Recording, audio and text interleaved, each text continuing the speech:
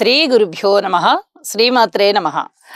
మా భక్తి టీవీని ప్రోత్సహిస్తున్నటువంటి మా ప్రేక్షకులందరికీ ధన్యవాదాలు తెలియజేస్తూ 1 సెప్టెంబర్ నుంచి 7 సెప్టెంబర్ వరకు గల కాలానికి రాశి ఫలితాలు తెలియజెప్పుకుందాము.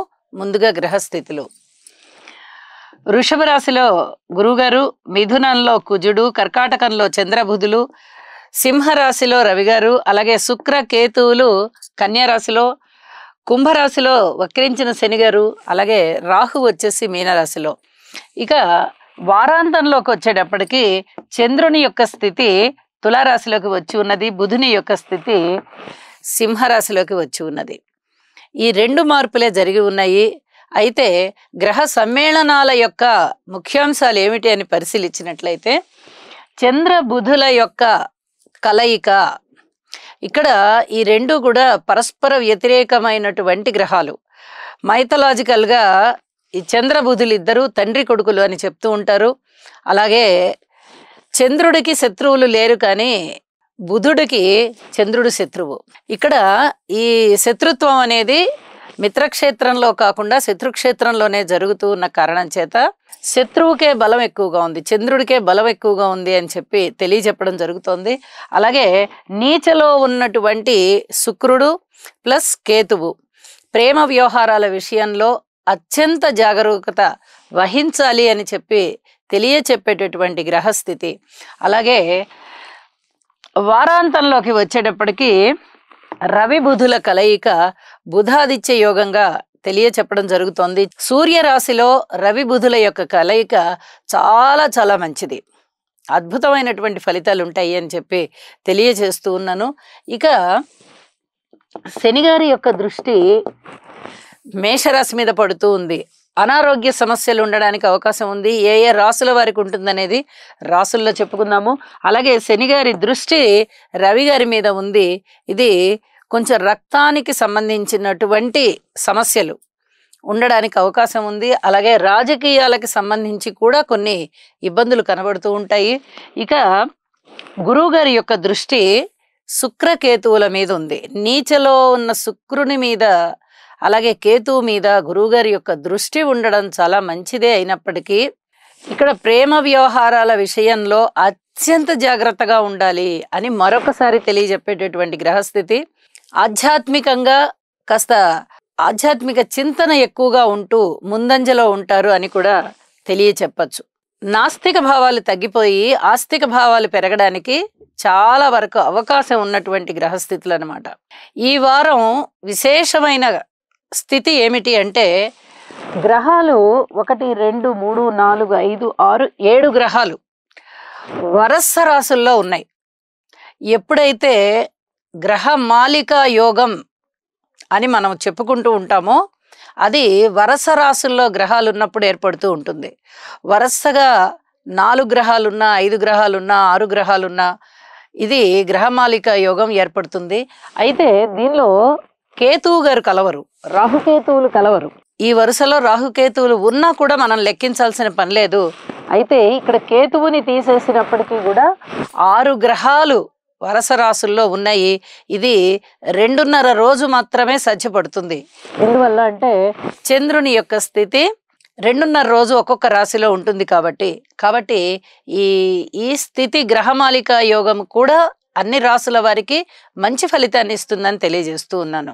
వారాంతానికి వెళ్ళేటప్పటికీ చంద్రుడు తుల రాశిలో ఉన్నారు. అలాగే కుజుని యొక్క దృష్టి శుక్ర కేతువుల మీద ఉంది. ఇప్పుడు చెప్పినటువంటి ప్రేమ వ్యవహారాల విషయంలో అధిక జాగ్రత్త తీసుకోవలసినటువంటి గ్రహస్థితి. నీచలో ఉన్న శుక్రుడి మీద కుజుని యొక్క దృష్టి పడుతూ ఉంది. ఇది కొంచెం పిల్లల విషయంలో అంటే ఇంకా పూర్తిగా లోకజ్ఞానం తెలియని పిల్లలు 12 ఏళ్ళు 13 ఏళ్ళు 14 ఏళ్ళు ఆ మాత్రం వయసున్న పిల్లల విషయంలో అధిక జాగ్రత్తలు తీసుకోవాలి. పెద్దలు ఖచ్చితంగా కేర్ తీసుకోవలసినటువంటి సమయం అని చెప్పి తెలియజేస్తూ ఉన్నాను. పిల్లల పట్ల జాగ్రత్తగా కేర్ తీసుకుంటూ ఉండండి. చిన్న పిల్లల విషయంలో వాళ్ళకి అభం శుభం తెలియని పిల్లలు, ఒక 10 ఏళ్ల నుంచి 14 ఏళ్ల వయసు గల పిల్లలు, ఆ వయసు పిల్లలు ఏదైనా అధికమైన కోరికలు పెట్టుకుంటారు తెలిసి తెలియని తనం వల్ల. ఇక్కడ కొంచెం పెద్దలు జాగ్రత్తలు తీసుకోవాలి అని చెప్పి మరొకసారి తెలియజేస్తూ ఉన్నాను. ఇక పరిహారాలు ఏమిటి అనేది చివరికి తెలియజెప్తాను. ఇక రాసుల్లోకి వెళ్దాము. సింహరాశి. సింహరాశి వారికి ఈ వారం రోజుల కాలాన్ని గనక గ్రహస్థితుల్ని పరిశీలించినట్లయితే 2 గ్రహాల యొక్క ఉనికి చక్కటి ఫలితాలను ఇస్తుంది. ద్వితీయ స్థానంలో శుక్రుని యొక్క స్థితి, లాభస్థానంలో కుజుని యొక్క స్థితి. మరి మిగతా 7 గ్రహాల యొక్క ఫలితాలు అంత బాగా లేవు. బాగా లేని కారణం చేత తప్పనిసరిగా గ్రహాలకి పరిహారాలు చేసుకోవడం అనేది చాలా చాలా ముఖ్యం. మరి పరిహారాలు అంటే జపాలు చేసుకోవాలి. జపాలకి అంటే చాలా ఖర్చు అవుతుంది, అది మామూలు విషయం కాదు. మరి అంత మేము పెట్టుకోలేమండి అనేవాళ్ళు ఉంటారు. కనీసం స్తోత్రపారాయణాలు చేసుకోవాలి, నవగ్రహాలకి చెయ్యాలి. ఒకవేళ అంత సమయం కూడా మాకు లేదండి అనేవాళ్ళు ఉంటారు. ఆలయానికి వెళ్ళి ప్రదక్షిణాపూర్వక నమస్కారాలు చెయ్యాలి. ఏ పని చేస్తున్నా కూడా మనస్సు లోపల ఈ నవగ్రహాలన్నిటికీ రాజు అయినటువంటి సూర్యుణ్ణి తలుచుకోవాలి. ఓం ఆదిత్యాయ నమః అనైనా చదువుకోవడం, తలుచుకోవడం చాలా చాలా మంచిది. రాశి రవి రాశి, సింహరాశి. అధిదేవత సూర్యుడు.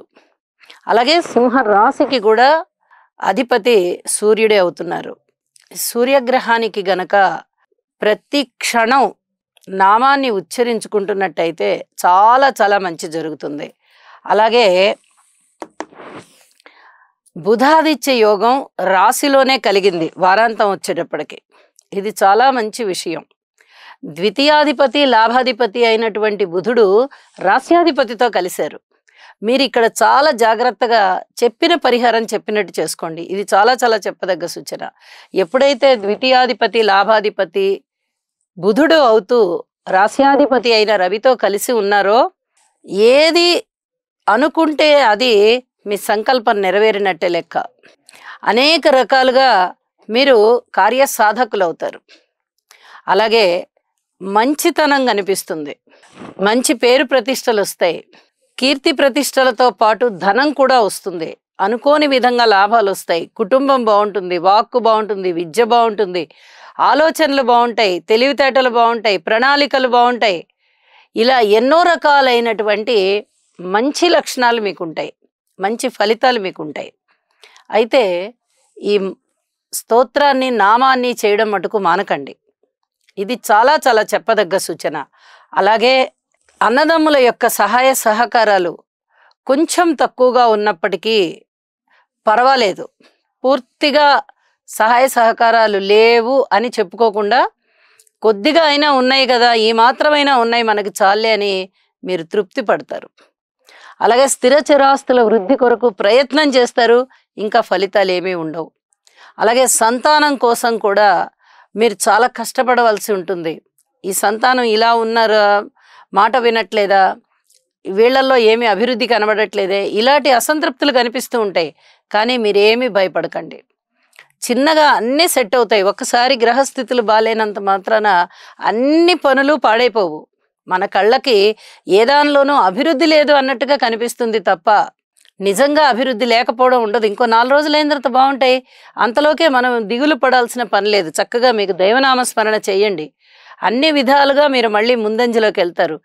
రాజకీయాల విషయంలో అత్యంత జాగ్రత్త వహించండి. రాజకీయ నాయకుల విషయంలో, అలాగే ఈ శరీరానికి సంబంధించి ఏదైనా అనారోగ్యం ఉండడానికి అవకాశం కనిపిస్తుంది. రక్తానికి సంబంధించి కొంచెం ఇబ్బంది కలిగించే పరిస్థితులు ఉన్నాయి. కాబట్టి ఇక్కడ జాగ్రత్తగా ఉండాలి ఆరోగ్యానికి సంబంధించి అని చెప్పి తెలియజేస్తూ ఉన్నాను. అలాగే కార్మికులు, కర్షకులు, నేత పనివారు, చేతి వృత్తుల వారు ఇత్యాది వారందరూ మీకు బాగుంటారు. అనేక రకాలుగా మీరు ఈ కష్టం మనకి అభివృద్ధిలోకి వచ్చింది, ఈ కష్టం మనకి సంపదలోకి వచ్చింది అని ఆనందపడేటటువంటి కాలం అని చెప్పి తెలియచేస్తూ ఉన్నాను. వివాహాది శుభకార్యాలు కాస్త ఆలస్యం అయ్యే పరిస్థితి కనబడుతోంది. వ్యాపార భాగస్వాముల పట్ల కొంచెం ఏదైనా భేదాభిప్రాయాలు ఉండేటటువంటి పరిస్థితి కనబడుతోంది. జీవిత భాగస్వాముల మధ్య కూడా కొంచెం ఐకమత్యం తగ్గేటటువంటి పరిస్థితి కనబడుతోంది. ఇత్యాది విషయాలన్నింటిలోనూ కాస్త ఓర్పు కలిగి ఉండండి అని చెప్పి తెలియచేస్తూ ఉన్నాను. వారాంతానికి వచ్చేటప్పటికి చంద్రుని యొక్క స్థితి తృతీయ స్థానంలో ఉండి మీకు అనేక విధాల మానసికమైన సంతోషాన్ని పెంపొందింపజేస్తోంది. కాబట్టి ఈ చెప్పిన ఫలితాలు ఏవైతే ఉన్నాయో ఈ ఫలితాలన్నీ మీకు వనగూరాలి అంటే ఏదైతే మంచి జరుగుతుంది అని చెప్తూ ఉన్నామో అవన్నీ కూడా నిజంగా మీకు మంచి జరగాలి అంటే మీరు వారం ప్రారంభం నుంచే చెప్పినటువంటి పరిహారాలు చేసుకోవడం వల్ల వారాంతంలో మీరు పూర్తిగా సంతోషంలో ఉంటారు. అలాగే అభివృద్ధి పదంలోకి వెళ్తూ ఉంటారు. ఇది మీ మానసిక ఉల్లాసాన్ని పెంపొందింపజేస్తుంది అని చెప్పి తెలియజేస్తూ నమస్కారం.